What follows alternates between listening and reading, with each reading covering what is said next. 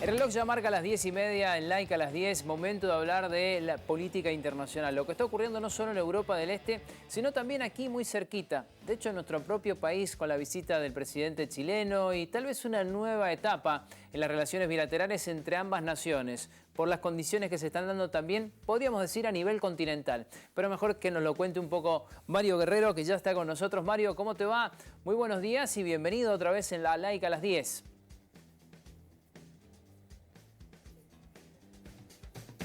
Ahí vamos a intentar reconectar. Bien, excelente. Bueno, reconectamos a Mario porque vamos a hablar no solo de lo que está pasando por la invasión entre Rusia y Ucrania, con fuertes denuncias por violación de los derechos humanos, pero también una advertencia de parte de Rusia que pidió una reunión urgente del Consejo porque aseguran que hay una guerra virtual que tal vez está mostrando algo que no ha ocurrido. Pero es un gran debate que se está planteando en las redes a nivel internacional. Ahí sí retomamos el contacto. Mario, ¿cómo te va? Muy buenos días. Hola, buen día. ¿Cómo están? Disculpen los desperfectos técnicos. No, todo bien. Muchas gracias por acompañarnos una mañana más para charlar de un montón de cosas. Así que arrancamos por el principio. Invasión de Rusia a Ucrania. Las imágenes que se viralizaron, lo que denunció Ucrania, lo que respondió Rusia. ¿A dónde estamos ya en este conflicto que ha cumplido más de un mes? La verdad que yo creo que si retomamos lo que habíamos comenzado en varias oportunidades, ¿no? Los momentos que estuvo el conflicto, yo creo que nos mantenemos en el mismo esquema, pero yo creo que hemos profundizado uno de ellos, que es todo lo que tiene que ver con las consecuencias derivadas del conflicto armado, y lamentablemente hemos entrado en una nueva etapa que son los crímenes de guerra. Si bien ahora hay una serie de acusaciones cruzadas entre el gobierno ucraniano y el gobierno ruso respecto a la veracidad de las imágenes que se han filtrado, lo cierto es que es preocupante y es alarmante lo que se está viendo en este momento. De hecho, como bien vos mencionabas, ya hay una serie de medidas que se han tomado en este sentido. Por ejemplo, Francia ya ha anunciado que está realizando investigaciones de crímenes de guerra que se han efectuado en contra de ciudadanos franceses que se encontraban en territorio ucraniano. Y otra de las cuestiones que tiene que ver es el hecho de que se ha solicitado la suspensión de Rusia en el Consejo de Derechos Humanos de la ONU y es algo que está sobre la mesa. Ello se suma a un montón de otras medidas que ya se vienen implementando en lo que ya hemos venido comentando, ¿no? En materia económica, en materia diplomática. Particularmente esta es la última etapa en la que se ha profundizado porque hay una acusación por parte de los diferentes gobiernos europeos de que los cuerpos diplomáticos rusos estarían desplegando un comportamiento de espionaje que afectaría a la soberanía de esos estados, ¿no? Mario, para ver si podemos entender la diferencia. En una guerra, ¿cuál es la diferencia entre alguien que muere en combate y entre un crimen de guerra, que es lo que se acusa ahora a Rusia? Todas esas cuestiones están protocolizadas, perdón. Existen, son aquellos, de hecho es algo mucho, vale la atención del comentario porque es algo que se ha discutido, por ejemplo, acá en Latinoamérica, con cuáles son aquellos que son derivados de un conflicto armado directo entre dos fuerzas, ¿no? Y aquellos que quedan a mitad del conflicto. Lo cierto es que los crímenes de guerra involucran a personas, particularmente la mayoría de las veces a civiles, que no forman parte del conflicto, o por ejemplo porque se han atacado. Cuando se habla de conflictos armados se delimitan espacios y hay establecimientos, por ejemplo hospitales, escuelas, etcétera, embajadas que no pueden ser atacadas. Entonces, lo que se suele establecer es que cuando ocurren ataques en estos espacios o a un cuerpo de la población específico, se habla de crímenes de guerra y también tiene que ver con la alevosía con la que se cometen determinadas cuestiones, ¿no? No es lo mismo de que un soldado caiga en un enfrentamiento armado, en una emboscada, que ese mismo soldado caiga producto de que se han efectuado una serie de torturas a los fines de lo que sea que se haya establecido como argumento para llevar adelante esa tortura. Entonces esa sería la principal diferenciación, ¿no? Aquellos que caen producto de enfrentamientos directos entre dos cuerpos armados y aquellos que caen producto ya sea de la alevosía o porque se atacan cuerpos de personas o lugares que no corresponden a la zona armada establecida, ¿no? Mario, nos venimos un poquito más acá, a la República Argentina. ¿Cómo ves esta visita, esta primera visita oficial del presidente chileno, el recibimiento de Alberto Fernández y el futuro de las relaciones bilaterales entre dos países que nacieron como hermanos, pero que siempre han tenido muchas idas y vueltas? Totalmente. Yo creo que en principio son prometedoras en dos aspectos. Una, si nosotros tenemos en cuenta aquellos memorándums que se han firmado, principalmente se han firmado memorándums en tres áreas: área de género, área de derechos humanos y en materia económica, ¿no? Esos han sido como los principales tres lineamientos en los que se ha buscado orientar o se buscará orientar las nuevas relaciones bilaterales entre Chile y Argentina. Ahora bien, yo creo que hay una serie de cuestiones que se sacan de las declaraciones realizadas por Boric, ya sea previo a realizar el viaje y durante su presentación pública, y que tienen que ver con resaltar una serie de banderas que usualmente no eran levantadas desde los gobiernos chilenos, pero que sí están en clara coincidencia con un gobierno como el nuestro, que son considerados ambos de izquierda, ¿no? O por lo menos de centro izquierda. Lo interesante para mí, yo creo que de la visita, tiene que ver con el hecho de la reivindicación, por ejemplo, que es algo de la cuestión que siempre ha estado en disputa con Chile, que son las disputas territoriales. El hecho de que Boric se haya expresado deliberadamente respecto a su apoyo a la posición argentina sobre Malvinas es un elemento muy importante. El otro punto muy importante tiene que ver con el restablecimiento del oleoducto trasandino, que eso está suspendido o tiene dificultades desde el año 2006 para operar, el establecimiento del tan anhelado, ¿cómo que se llama? El camino interoceánico, el canal interoceánico que conectaría Paraguay, Brasil a través de Argentina y Chile, lo cual daría una nueva salida al Pacífico que reduciría los costos de transacción que ya tiene todas las dinámicas económicas del Mercosur y de Chile para con el Pacífico, lo cual es un elemento muy, muy importante tener en cuenta.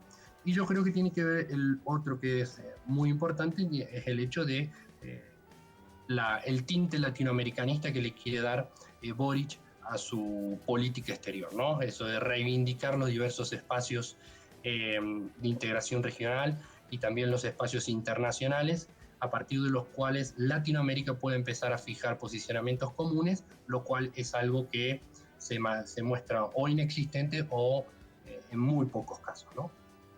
Y en ese contexto de esa visión latinoamericana, ¿cómo ves el balance entre Gabriel Boric, que llegó joven presidente, que está arrancando, y Alberto Fernández, un presidente que tal vez se ha desgastado muchísimo en muy poco tiempo y que ya prácticamente está de salida, está terminando su mandato?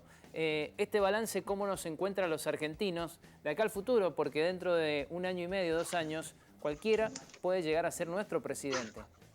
Sí, yo creo que son varias cosas.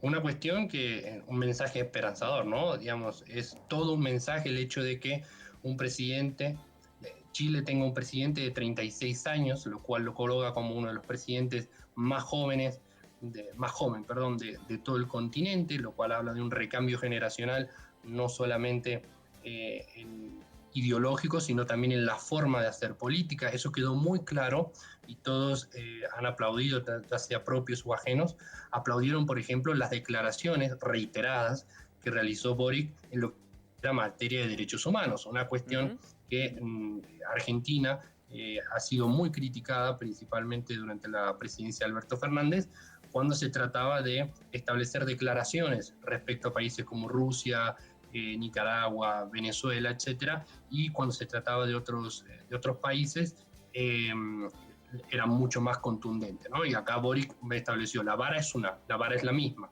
No importa si hay violaciones de derechos humanos en Colombia, en Chile o en Nicaragua o en Venezuela, si hay violaciones de derechos humanos hay que criticarlas, hay que denunciarlas y hay que operar conforme a eso, ¿no? Entonces, eso ya marca una tendencia y una diferencia definitivamente en un presidente que sí se lo nota desgastado. De hecho, en las declaraciones, ¿no? Digamos, conjuntas que realizaron hace pocas horas, se lo notaba un poco más cansado nuestro presidente, pero bueno, también es cierto que las dinámicas siempre se dicen de que los presidentes tienen 100 días de gracia, ¿no? Entonces Boric se encuentra dentro de esos 100 días de gracia, Alberto Fernández se encuentra con una pandemia, una crisis económica y un país que tiene muchos problemas lo cual son contextos totalmente diferentes, ¿no?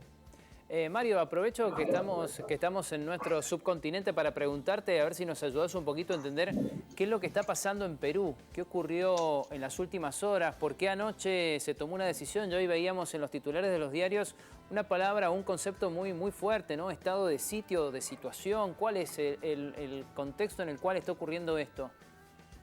Yo creo que lo que vemos en Perú es la combinación de dos elementos. Una debilidad estructural que tiene Perú, que tiene que ver con la crisis institucional. De hecho, estamos hablando de que Perú viene de atravesar hace muy poquitos días otro intento de censura del presidente, es decir, un proceso de destitución del presidente en tan poco, no está llegando ni al año Castillo de haber sido presidente y ya se encuentra atravesando otro nuevo proceso de censura, lo cual habla de una debilidad institucional por parte del gobierno de Castillo, que da cuenta de las dificultades que tiene para implementar el programa político que quiera y darle solución a la coyuntura, que es lo que nosotros estamos viendo en este momento. En este momento nosotros estamos viendo una crisis económica bastante importante en Perú, principalmente causada por el conflicto ucraniano, porque se han disparado los precios de la comida y los precios del petróleo. Y en este sentido, si bien el gobierno de Castillo implementaba una serie de medidas, como por ejemplo el aumento del salario mínimo en un 10%, la quita de impuestos al combustible a los fines de controlar el precio, esas medidas no han alcanzado y en los territorios de Lima y el Callao se están observando una serie de movilizaciones sociales que hasta el momento han derivado en el fallecimiento que se conocen de 4 personas. Esto ha llevado a que el gobierno de Castillo implemente un estado de sitio que busque controlar y reducir los niveles de conflictividad que se están viendo en el territorio peruano en este momento, ¿no? Bueno, vamos a cerrar nuestro recorrido, si te parece, un poquito más al norte. Otra vez hay conflicto allí en el límite entre México y los Estados Unidos. Política migratoria, ¿qué fue lo que cambió? ¿Cuál es la posición de Joe Biden, que viaja hasta Europa para recibir a los refugiados ucranianos, pero que tiene un conflicto histórico allí muy cerquita y del que parece no hacerse cargo ningún presidente de los Estados Unidos? Totalmente. Y yo creo que la posición indecisa de Biden respecto a la materia migratoria, a una cuestión que no se esperaba que tuviera un posicionamiento mucho más flexibilizado, mucho más contundente en este punto, todavía no lo viene demostrando. Pero lo cierto es que en las últimas horas se ha eliminado lo que se conoce como el Título 42, que fue una medida establecida durante la presidencia de Donald Trump en el contexto de pandemia, el cual autorizaba la expulsión de personas por materia sanitaria, específicamente el COVID. Estamos hablando de una medida muy importante y la cual ha generado mucha discusión en Estados Unidos, porque hasta la fecha, a través de ese título, se habían expulsado 1,7 millones de personas del territorio estadounidense por esta justificación, ¿no? Principalmente, si bien Biden demoró mucho en derogar, estamos hablando de 2 años en derogar este título, lo cierto es que la derogación del título se ha dado bajo un esquema de discusión.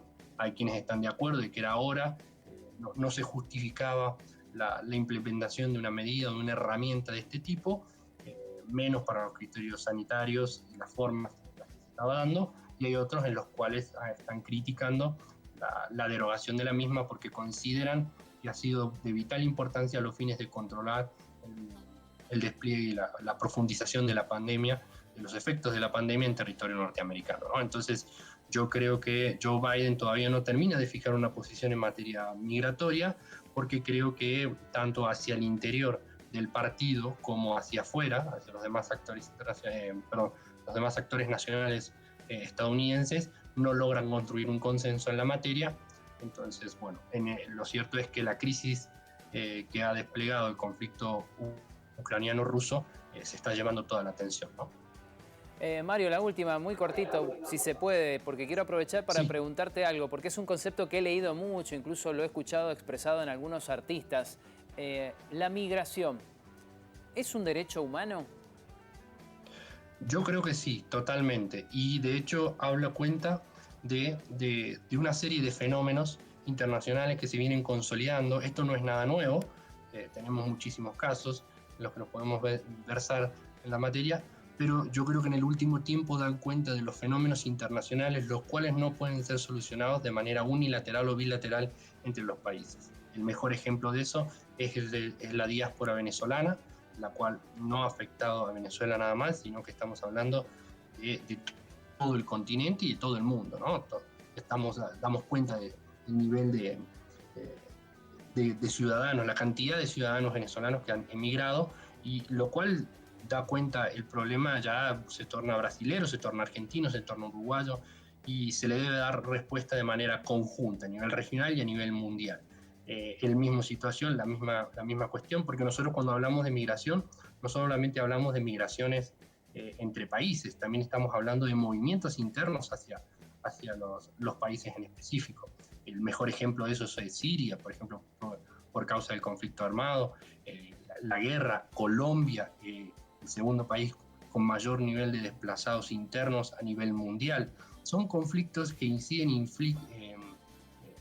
afectan a la calidad de vida y a los derechos humanos que tienen las personas. Entonces sí, definitivamente estamos hablando de una cuestión de que no solamente debe ser tratada como un simple desplazamiento de personas entre territorios, ¿no? Mario, muchísimas gracias. Te mando un abrazo grande, buen viaje y te esperamos aquí en Like a las 10 cuando llegues a Mendoza. Dale, muchísimas gracias y en estos días nos estamos viendo nuevamente. Saludos. Abrazo grande. Allí pasó Mario Guerrero con toda la información, con todo el análisis de lo que está ocurriendo en Europa del Este, en la Argentina, en Chile, en Perú, también en México, en el mundo entero, esta enorme problemática de la migración. Vamos a hacer una nueva pausa, ya regresamos con todo lo que prometimos en el arranque. Hay nuevos programas, hay espectáculos y hay música también acá en Like a las 10. Quédate hasta el final, ya venimos.